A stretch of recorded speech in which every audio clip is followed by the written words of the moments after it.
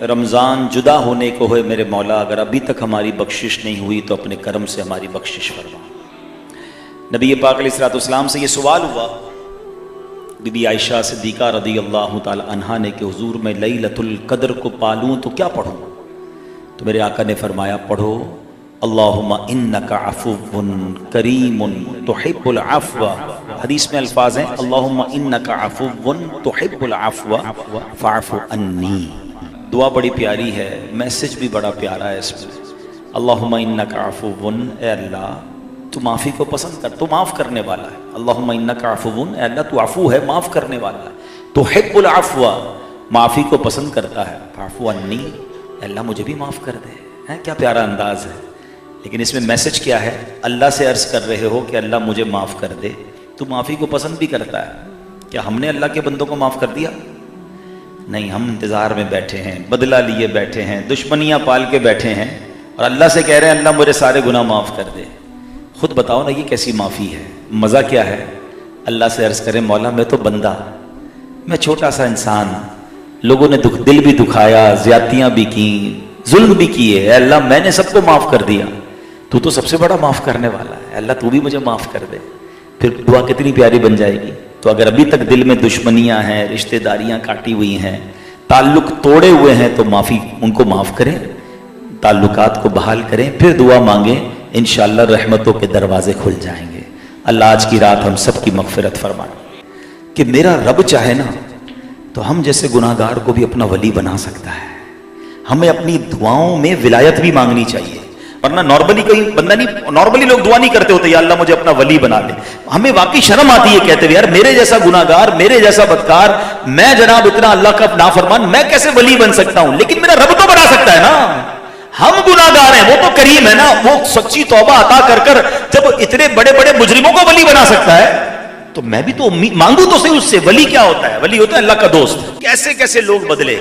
ایک واقعہ سنیے، حضرت ابو ہاشم رحمت اللہ تعالی کہتے ایک بار سفر پہ جا رہا تھا تو ایک کشتی میں بیٹھا، اس میں ایک بندہ بھی تھا، اس کے ساتھ ایک عورت بھی تھی۔ وہ عورت جو ہے اس کی یوں سمجھے کنیز تھی، تو اس نے عورت کو کہا کہ ذرا گانا سناؤ۔ عورت نے کشتی میں گانا شروع کر دیا۔ اب کیا ہوا، تھوڑا اور آگے گئے تو عورت سے وہ کہتے ہیں کہ ایسا کرو کہ شراب بھی پلاؤ۔ اس نے شراب پلانا شروع کر دی۔ اللہ کے نیک بندے کشتی میں موجود ہیں۔ اب یہاں تھوڑا سا میں بریک کرتا ہوں۔ ہمارا یہاں کیا حال ہے؟ سفر شروع ہوتا ہے، بندے بدلنا شروع ہو جاتے ہیں، خاص طور پہ جہاز کے سفر میں۔ جو انٹرنیشنل ٹریول کرتے ہیں میری بات کو مانیں گے کہ ہم نے خود دیکھا یار ہمارے وطن سے فلائٹ اڑ رہی ہے، 99% مسلمان بیٹھے ہیں، اور جیسے ہی جہاز ٹیک آف ہوا اور شراب فری میں سرو ہونا شروع ہوئی، یار مسلمان شراب پی رہا ہے کیونکہ فری میں مل رہی ہے۔ کسی نے گانے لگا لیے، کسی نے فلمیں لگا لی، کسی نے میوزک لگا لیا، حالانکہ جہاز کے اندر تو حال یہ ہے کہ خدا نہ خواستہ یہ جہاز جب کریش ہوتا ہے تو بچتا ہی کوئی نہیں ہے۔ ارے یہ تو توبہ کر کے کرنے والا سفر تھا، وضو سے سجدہ سفر کرتا، کلمہ پڑھتا، توبہ کرتا، مگر کیا ہو جاتا ہے؟ سوچتے نہیں کہ ہم کس حال میں۔ اگر دیکھیں نا، آج سے 5 سال پہلے جمعۃ الوداع والے دن ہی حادثہ ہوا تھا نا، جو کراچی کا جہاز گرا، اللہ پاک ان سب کی مغفرت فرمائے جو شہید ہوئے تھے، مگر جب بندہ جاتا ہے تو بچتا نہیں۔ تو آج پتہ نہیں کیا ہو جاتا ہے، یعنی مسلمانوں کو یہ خیال ہی نہیں آتا کہ میں مسلمان ہوں، بھائی ہوا میں ہوں تو بھی مسلمان ہوں۔ فری میں کوئی کیا مجھے شراب دے گا میں شراب پی لوں گا؟ میں نے کرنا کیا ان حرام چیزوں کو؟ اب وہاں بھی یہی ہوا۔ نوجوان کو جو بندہ تھا اس نے عورت کو کہا شراب پلاؤ، شراب پی۔ اب جب وہ شراب وراب پی لی اس نے تو حضرت ابو ہاشم کی طرف دیکھ کر کہتا ہے آپ کے پاس بھی کوئی گانا ہے تو آپ بھی سنائیں۔ اب وہ اللہ والے تھے، انہوں نے کیا کیا، انہوں نے قرآن پڑھنا شروع کر دیا، اور قرآن کی کچھ صورتیں تو ایسی ہیں جس کا ایسا ردم ہے، اس کی ایسی لے ہے کہ بندہ ایسا لگتا ہے رحمت کے دریا میں بہتا جا رہا ہے۔ اب انہوں نے قرآن پاک کی سورت کون سی سلیکٹ کی؟ سورہ تکویر، جس کے بارے میں آتا ہے جس کو اپنی آنکھوں سے دیکھنا ہو قیامت کیسے طاری ہوگی، وہ سورہ انشقاق، سورہ تکویر، سورہ انفطار کی تلاوت کرے، ترجمہ پڑھے۔ آپ بلیو کریں ان تینوں سورتوں کو ترجمہ اور تفسیر پڑھے، آپ کے رونگٹے کھڑے ہو جائیں گے۔ اس ڈیٹیل کے ساتھ اللہ نے قیامت کو بیان کیا۔ اب آپ نے پڑھنا شروع کیا، آپ کیا پڑھتے ہیں ذرا سنیے گا۔ اس شخص کے سامنے اذا الشمس كورت واذا النجوم انكدرت واذا الجبال سيرت۔ ترجمہ کیا ہے؟ جب سورج کو لپیٹ دیا جائے گا، جب تارے جھڑ پڑیں گے، جب پہاڑ چلائے جائیں گے، اب وہ شخص جو ہے رونے لگا.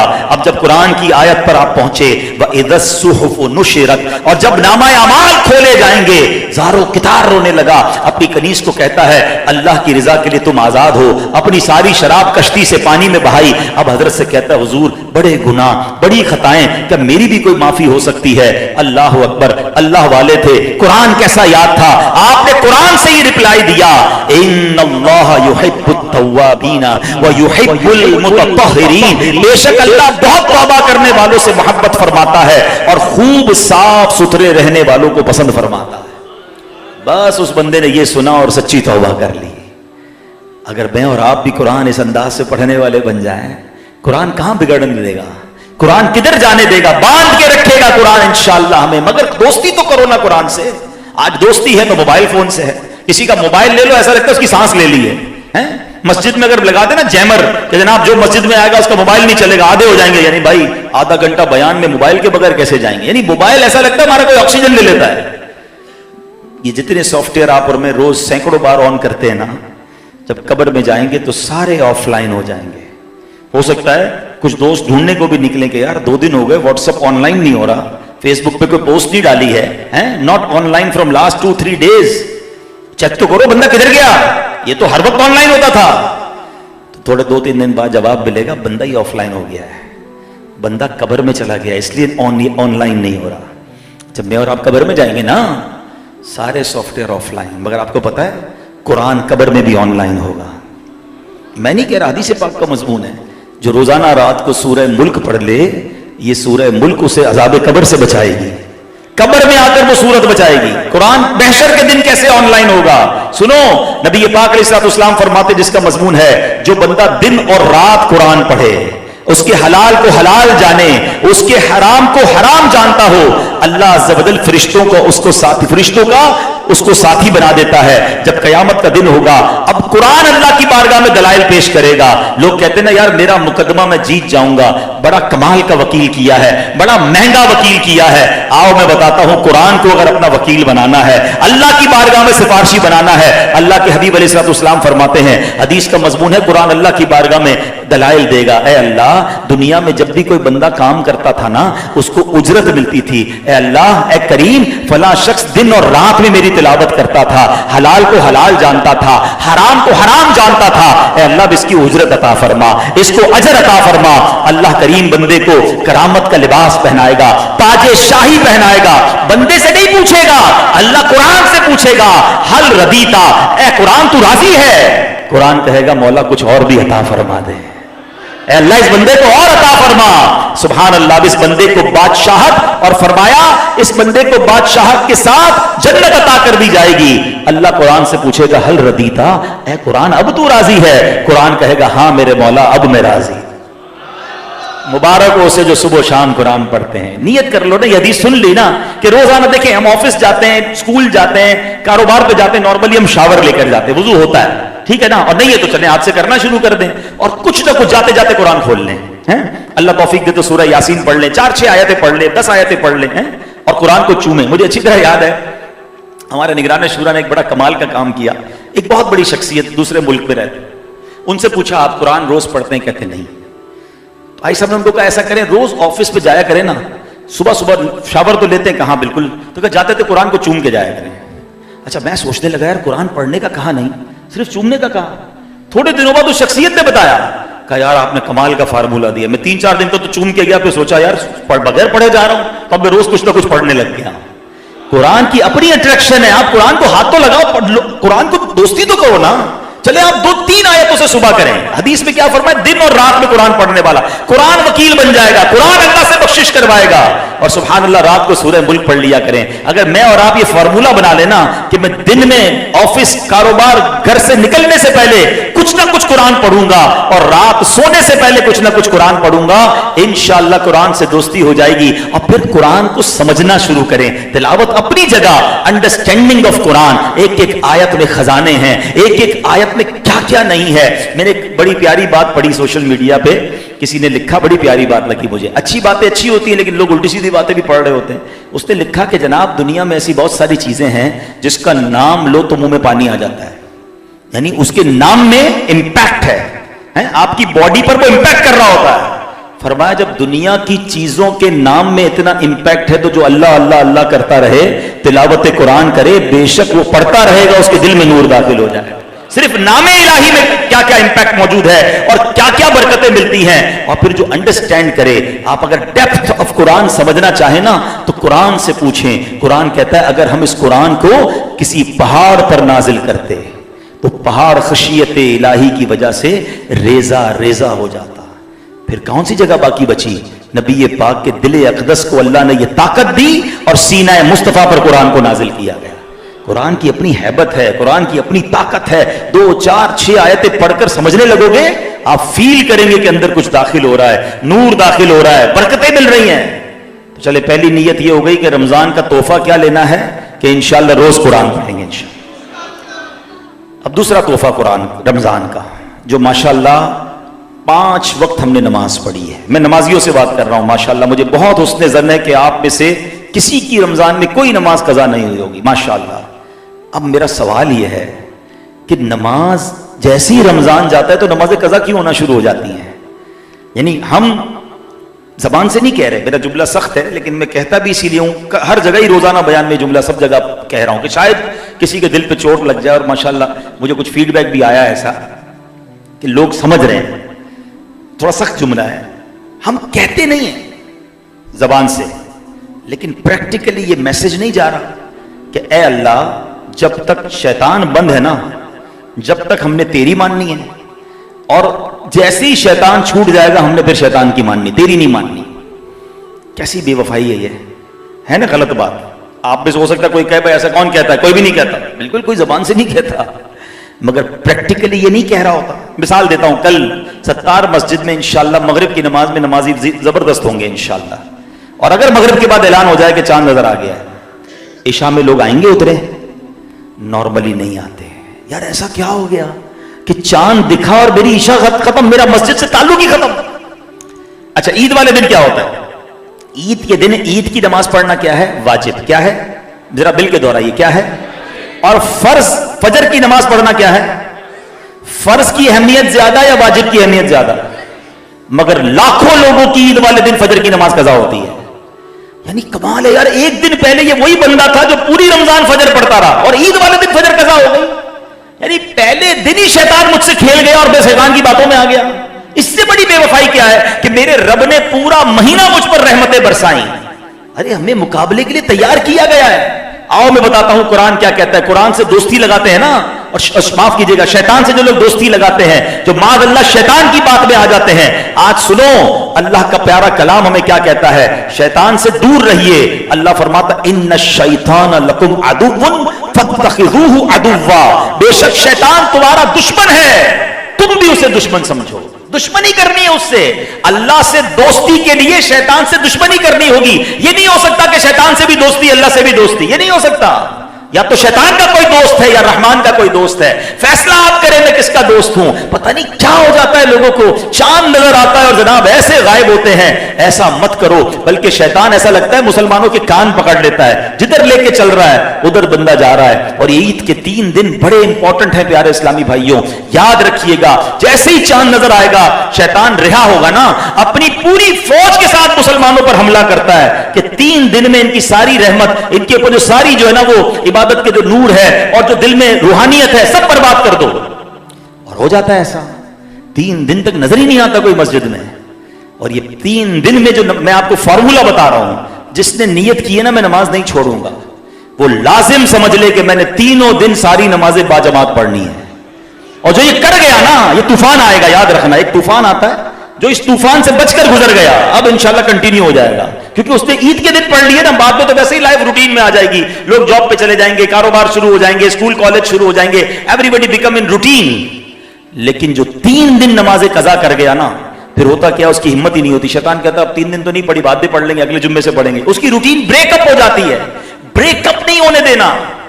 آپ نے یہ ٹھان لینی ہے کہ اس بار شیطان تجھے جتنا زور لگانا ہے لگا لے, عید کے دنوں میں بھی میری ایک بھی نماز قضا نہیں ہوگی. ایک بزرگ کا واقعہ سناتا ہوں. ایک نیک شخص کی شیطان سے ملاقات ہوئی. وہ بندہ بڑا عقل مند تھا. شیطان سے کہتا ہے کہ اے ابلیس یہ بتا میں تیرے جیسا کب بن سکتا ہوں. شیطان کہتا ہے یہ کون آ گیا. جو میرے جیسا بننا چاہتا ہے. تو بہر بس اس نے ایک آدمی نے کہا مجھے یہ پسند ہے, تم سوال کا جواب دو, میں اگر تیرے جیسا بننا چاہوں تو کیسے بن سکتا ہوں. شیطان ہو سکتا ہے خوش ہوا ہو کہ چلو کوئی تو ملا جو میرے جیسا بننا چاہ رہا ہے. تو اس نے کہا کہ میرے جیسا بننا بڑا آسان ہے, بس 2 کام کر لو. نمبر 1, نمازوں میں سستی کیا کرو. نمبر 2, جھوٹی یا سچی قسمیں بس زیادہ کھایا کرو, قسمیں کھایا کرو ہر بات میں, تم میرے جیسے بن جاؤ گے. وہ نیک شخص تھا, کہتا ہے میں اللہ پاک سے وعدہ کرتا ہوں کہ آئندہ یہ دونوں کام نہیں کروں گا. شیطان کہتا ہے مجھے کسی نے بھی ایسا دھوکہ نہیں دیا, اب میں بھی وعدہ کرتا ہوں کبھی کسی آدمی کو نصیحت نہیں کروں گا. مگر ہمارا کام تو ہو گیا. اب غور کر لو, ادھر قرآن کہہ رہا ہے کہ شیطان کو دشمن سمجھو, اور ہم یہ 2 کام میں کتنے انوالو ہیں. نمازوں کی سستی تو اتنی عام ہے. نبی پاک شب معراج جب تشریف لے گئے نا, پیارے آقا نے ایک عذاب دیکھا تھا کہ لوگوں کے سر کچلے جا رہے ہیں بڑے بڑے پتھروں سے. سر کچلتا تھا, بعد میں ٹھیک ہو جاتا, پھر پتھر پھینکتے, پھر کچلتا, پھر ٹھیک ہو جاتا. نبی پاک نے جبریل امین سے پوچھا ہے جبریل یہ کون لوگ ہیں؟ فرمایا حضور یہ وہ لوگ ہیں کہ نماز کے وقت جن کے سر بوجھل ہو جاتے تھے, بھاری ہو جاتے تھے, کہ نماز نہیں پڑھتے تھے, سستی کرتے تھے. سچ بتاؤ رمضان کے علاوہ ہمارا کیا حال ہوتا ہے؟ کوئی کہنا حضرت نماز کے لیے چلے, بس آپ چلیں یار آج سر میں بڑا درد ہے, بس میں چلتا ہوں, آپ آگے چلیں میں چلتا ہوں. یعنی نماز کا نام سنتے ہی سر بھاری ہونا شروع ہو جاتا ہے. کیا یہ عذاب ہم سہ سکیں گے؟ اور شیطان کیا کہتا ہے میرے جیسا بننا ہے نا تو نمازوں میں سستی شروع کر دو. اب اپنے بارے میں غور کر لیں کہ میں کیسا بن جاتا ہوں اگر میں نمازوں میں سستی کرتا ہوں. نہیں ماننی شیطان کی, انشاءاللہ اس بار رحمان کی ماننی ہے. اس بار یہ رمضان سے تحفہ لینا ہے, کچھ بھی ہو جائے ہماری ایک نماز قضا نہیں ہوگی. اور یہ آپ مجھے ایک بات بتائیں, آپ نے 29 دن نماز پڑھی, کیا نقصان ہو گیا آپ کو؟ کوئی پیسے کم ہو گئے, کوئی صحت خراب ہو گئی, کوئی طبیعت خراب ہو گئی, کیا آپ کو, آپ کا گیا کیا؟ آپ کو بہت کچھ ملا ہے. چہروں پر نور آنا لگ گیا ہے, وضو کر کے فریش ہونے لگ گئے, اللہ سے دوستی ہونے لگ گئی ہے, روز 5 بار اللہ سے باتیں کر رہے ہو. نماز کیا ہے؟ اللہ کی بارگاہ میں حاضری ہے. بزرگان دین نماز سے پیار کتنا کرتے تھے. مفتی امجد علی اعظمی رحمۃ اللہ تعالی علیہ, اتنے بڑے عالم, صدر الشریعہ انہیں کہا جاتا ہے, بہار شریعت جنہوں نے لکھی. ایک بار کوئی بیماری ہوئی آپ کا, غالباً کوئی آپریشن وغیرہ ہوا, بلکہ نہیں بیماری ہوئی تو آپ بے ہوش ہو گئے. ظہر کا وقت شروع ہوا, بے ہوش رہے, عصر کے وقت میں آپ کو ہوش آیا. جیسے ہی ہوش آیا نا, پہلا سوال یہ کیا نماز کا ٹائم باقی ہے؟ کسی نے بتایا حضور ظہر کا وقت چلا گیا ہے, عصر کا وقت شروع ہو گیا. آپ کی آنکھوں سے آنسو نکلنا شروع ہوئے. تو پوچھا کہ حضور تکلیف ہو رہی ہے آپ کو؟ کہا ہاں بہت تکلیف ہو رہی ہے کہ میری نماز قضا ہو گئی. کہا حضور آپ تو مفتی ہیں, اگر کوئی بندہ بے ہوش ہے اور اس کی نماز چلی گئی تو اس پہ پکڑ نہیں ہے؟ فرمایا پکڑ کی بات نہیں ہے, ایک وقت اللہ کی بارگاہ میں حاضری سے محروم رہ گیا. یہ سب نماز کو جو سمجھ لینا کہ اللہ کی بارگاہ میں آپ کو حاضری کا موقع مل رہا ہے. یہ 5 وقت نماز پڑھنا نعمت کتنی بڑی ہے پتہ ہے. ایک بار پیارے آقا علیہ الصلوۃ والسلام نے بڑی پیاری ایگزامپل کے ذریعے سمجھایا. صحابہ سے سوال کیا یہ بتاؤ کسی بندے کے گھر کے باہر نہر ہو اور وہ 5 بار اس میں غسل کرے, کیا اس کے جسم پر کوئی میل رہے گا؟ 5 ٹائم. اپنے گھر میں بھی شاور پہ بھی 5 بار غسل کرے تو بندے تو بولے پانی ختم کرے گا, بھائی کتنا نہائے گا, بہت ہو گیا بھائی. 5 بار نہر میں غسل کرے. آقا فرماتے کوئی میل رہے گا؟ کہ حضور کوئی میل نہیں رہے گا. فرمایا یہی حال نماز کا ہے. جو بندہ 5 وقت نماز پڑھتا ہے 5 بار اللہ کی رحمت کے دریا میں غوطہ لگاتا ہے, اس پر کوئی گناہ باقی نہیں بچتا ہے. یہ گناہوں سے پاک کرنے والی ہے نماز. تو بس پلیز دل پر جو نا ایسا غم طاری ہوتا ہے نا کہ جب دیکھتے ہیں نا کہ وہ کدھر گئے نمازی, کیوں نمازیں قضا کرتے ہیں, کیوں شیطان کی بات مان لیتے ہیں. تو اس بار ایسا نہیں کریں گے, نماز پابندی سے پڑھیں گے انشاءاللہ. یعنی یہ رمضان آپ کے لیے ایسا گفٹ بن جائے, ہو سکتا ہے آپ کے گھر والے آپ کے دوست کہیں آپ کو یار کمال ہو گیا 5 ٹائم نماز, تو کہ بس رمضان مجھے تحفہ دے کر گیا ہے, میں نے نماز نہیں چھوڑنی ہے. اب اس پہ ایک چیز ضرور ہوگی جو ابھی سے بتا دیتا ہوں. ابھی شیطان بند ہے نا تو میں ساری باتیں بتا دیتا ہوں, وہ بھی قید میں سوچ رہا ہوگا یار میرے سارے راز تو یہ بتا رہے ہیں. اس نے کرنا یہ ہے کہ ہم نماز پڑھتے نا, ہم نے کچھ دوست ایسے رکھے ہوئے ہیں جو ہمیں پڑھنے نہیں دیتے. ہم جو نیک نہیں بنتے نا, میں کئی بار سوچتا ہوں یار ماشاءاللہ یہ ینگسٹر بچے اعتکاف میں بیٹھتے ہیں, مسجد میں آتے ہیں, پھر اس کے بعد 27ویں کو سب مل کے ہم رو رو کے توبہ کرتے ہیں, اور پھر چاند نظر آتے ہیں سارے بھگ جاتے ہیں. اور یہ سالانہ پرابلم ہے, ہر سال دعا بھی کرتے ہیں, توبہ بھی کرتے ہیں اور چلے بھی جاتے ہیں. تو یہ کیوں ہوتا ہے؟ اس کا مطلب توبہ کرتے وقت ہم جھوٹے نہیں ہوتے, اللہ کی رحمت سے دل سے لوگ توبہ کرتے ہیں. مگر دوست وہ بنائے ہیں کہ رمضان کے بعد نماز پڑھیں تو مذاق اڑانا شروع کر دیتے ہیں, خیریت تو ہے, مولوی ہو گیا ہے, بھائی جمعہ پڑھ لینا ٹھیک ہے, کتنی نمازیں پڑھے گا. یعنی مجھے بتائیں وہ دوست کس کام کے جو مجھے نماز نہیں بننے دے رہے. اگر آپ نے واقعی نیک بننا ہے تو آپ کو اچھے دوست اپنانے ہوں گے, آپ کو برے دوست کو چھوڑنا ہوگا. اچھا دنیا میں یہ سب سمجھ آتا ہے. مثال کے طور پہ کسی کو باڈی بنانی ہے نا, وزن لوز کرنا ہے, ورک آؤٹ کرنا ہے, تو وہ کہتا ہے یہ نہاری پائے والے دوستوں سے دور رہو, وہ والے دوست ڈھونڈو جو ورزش کرتے ہیں, وہ ڈائٹنگ کرتے ہیں, ان کے ساتھ رہوں گا, جم جاؤں گا تو میری بھی باڈی ٹھیک ہو جائے گی, کیونکہ ان کے ساتھ رہ کے میں اپنی باڈی ٹھیک نہیں کر سکتا. آپ چھوڑ دیتے ہیں ان لوگوں کو اور ان کے ساتھ اٹھنا بیٹھنا شروع کرتے ہیں جو آپ کو ڈائٹ پلان دیتے ہیں. بالکل اسی طرح اسکول کالج میں اگر اچھے نمبر لانے ہیں تو آپ کیا کرتے ہیں, یار اس بندے کو پکڑو جس کے نمبر اچھے آتے ہیں, جو روز اسٹڈی کرتا ہے, اس کے ساتھ بیٹھو. یہ جو گھومنے پھرنے والے دوست ہیں نا, یہ مجھے خود بھی نہیں پڑھیں گے, مجھے بھی نہیں پڑھنے دیں گے. اچھا ان تمام چیزوں میں دماغ سمجھ آ رہا ہے. اور نیک بننے کے معاملے میں کیا ہے کہ یار نیک بننا ہے مگر شرابی دوست نہیں چھوڑنے ہیں, نمازی بننا ہے مگر جواریوں کی کمپنی بھی چاہیے. کیسے ہوگا یار؟ 2 اور 2 4 والا فارمولا ہے. آپ اپنے ساتھ زیادتی کر رہے ہو. آپ خود نیک اس لیے نہیں بن رہے کہ آپ کمپنی چینج نہیں کر رہے.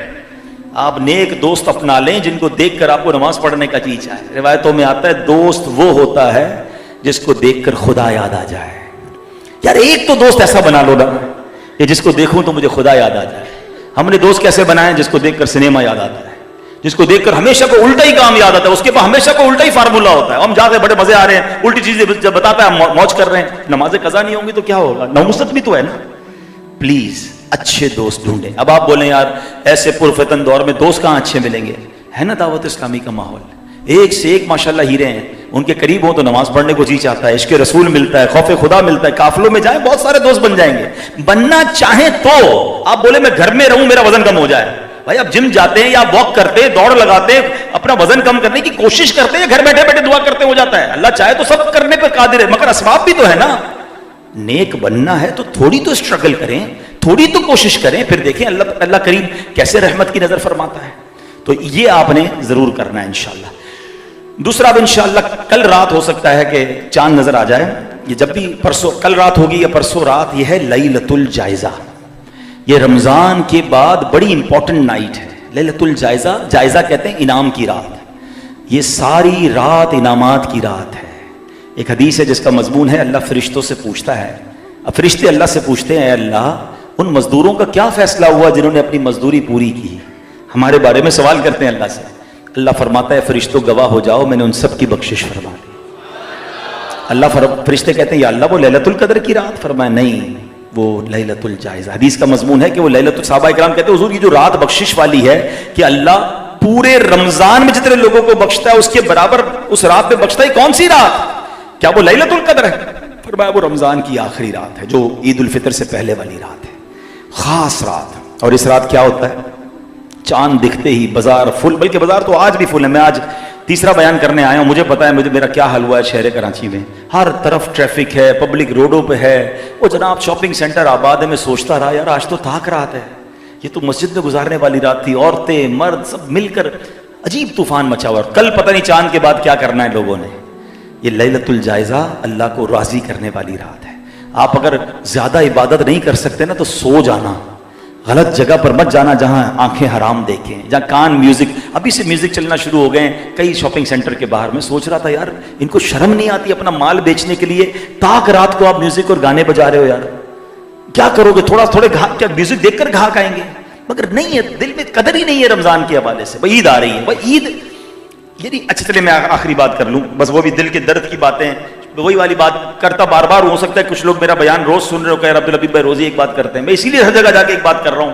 یار کوئی ایک بھی میری بات دل میں میرا سودا خرید لے گا تو شاید میرے لیے کوئی مغفرت کا ذریعہ بن جائے گا. عید خوشی دینے والا کون ہے؟ عید کی خوشی کون دیتا ہے؟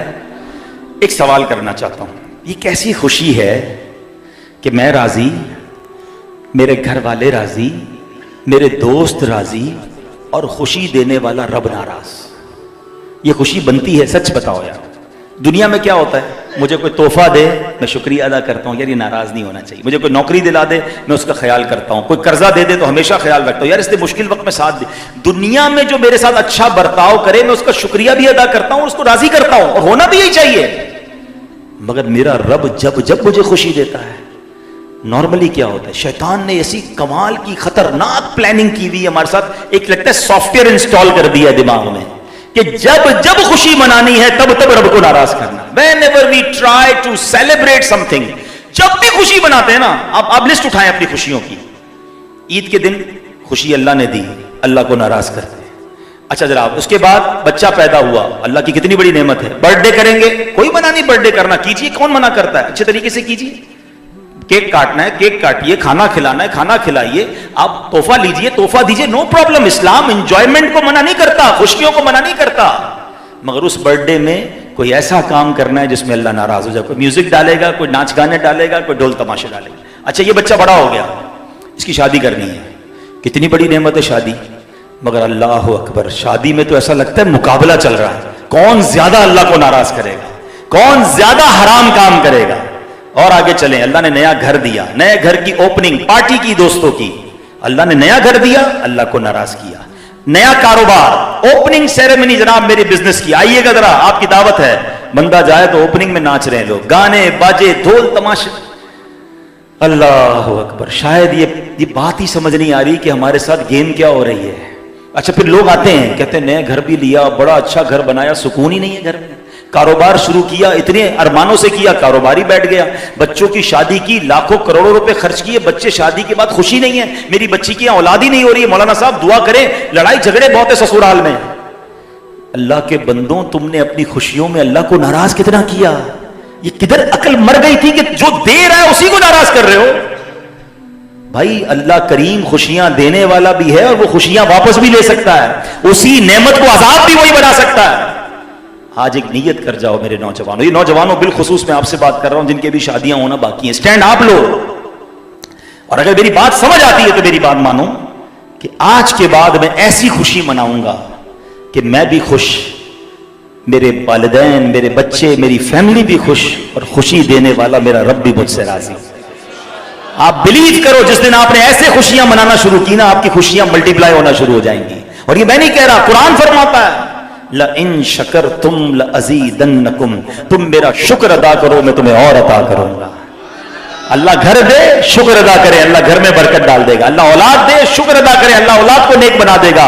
شادی ہو، شکر ادا کرے، اللہ سسرال میں بچے بچی کو خوشیاں دینا شروع کر دے گا. اللہ آپ کو نیا کاروبار دے، شکر ادا کرے، گناہ نہ کرے، اللہ کریم آپ کے کاروبار میں برکت ڈال دے گا. ہم ہر خوشی کے موقع پر اللہ کو ناراض کر رہے ہیں، اس سے بڑا بے وفا کون ہے یار. اب اس بار اس عید سے یہ ٹرینڈ شروع کرنا ہے کہ اللہ تو نے عید دی ہے، اب عید پر ہم خوشی ضرور بنائیں گے مگر تجھے ناراض نہیں کریں گے. نیت کرتے ہو انشاءاللہ؟ اب فائدہ اس میں ہمارا ہی ہے، ہم اپنے ہی نقصان کرتے ہیں. اللہ کا کیا نقصان کوئی کر سکتا ہے؟ وہ خالق مالک، وہ بے نیاز ہے. ساری دنیا میں کوئی بھی اس کی عبادت نہ کرے، اس کی کوئی شان گھٹا نہیں سکتا. ساری دنیا اسے سجدہ کرے، اس کی کوئی شان بڑھا نہیں سکتا. بے نیاز مالک ہے. یہ ہم اپنی اوقات اور اپنی ویلیو بڑھاتے ہیں عبادت کر کے، اسے راضی کر کے کہ ہماری جھولیاں بھر دی جائیں. تو بس اللہ کرے کہ یہ بات سمجھ آ جائے، اور اس عید میں آپ نے ایسا ہی کرنا ہے. عید کی رات بھی ضائع مت کریں، عید کے دن نمازیں پڑھنی ہے، گناہ نہیں کرنے. عید کی نماز سے پہلے فطرہ دینا واجب ہے، اور ہر صاحب نصاب کو فطرہ دینا ہے. اب فطرے میں 4 قسم کے فطرے حدیثوں میں بیان ہوئے ہیں، جس میں جو، کشمش، کھجور اور گندم. ابھی 4 قسم کے فطرے بیان ہوئے ہیں، تو یقیناً ہمیں یہ دیکھنا ہوگا کہ میری اپنی الحمدللہ حیثیت کیا ہے. جو بالکل نارمل مڈل کلاس کے لوگ ہیں وہ گندم کا فطرہ دیں تو کوئی حرج نہیں. مالدار بھی گندم کا فطرہ دے گا، اس کا فطرہ ہو جائے گا. مگر اپنے دل سے پوچھے کہ اللہ کریم نے مجھے کروڑوں سے اچھا بنایا ہے، عید کے بہترین کپڑے خرید لیے، کھانا میں نے بہترین سحریاں افطاریاں کی، اور اب فطرے کی باری آ رہی ہے تو سب سے لوئسٹ کیٹیگری کا عید کی شاپنگ میں یہ تو نہیں کہا تھا دکاندار کو سب سے سستے والے کپڑے، سستے والے چپل، سستی والی ٹوپی دے دے بھائی عید پڑ رہا ہے. نہیں، سب سے اچھی والی چیزیں لی. فطرہ کون سا؟ سب سے سستا والا. ایکچولی اللہ کو ہمارے پیسے نہیں جاتے، اللہ کی بارگاہ میں ہماری نیت جاتی ہے. یہ شکرانے کا ایک انداز ہے کہ میرے مولا تو نے کروڑوں سے اچھا بنایا، تیری راہ میں بہترین خرچ کروں گا. اور فطرہ کس کو دے؟ اپنے کسی غریب رشتہ دار کو دے دیں، اپنے کسی غریب ملازم کو بھی دے سکتے ہیں. جو زکوٰۃ کے مستحق ہیں آپ ان کو دے سکتے ہیں.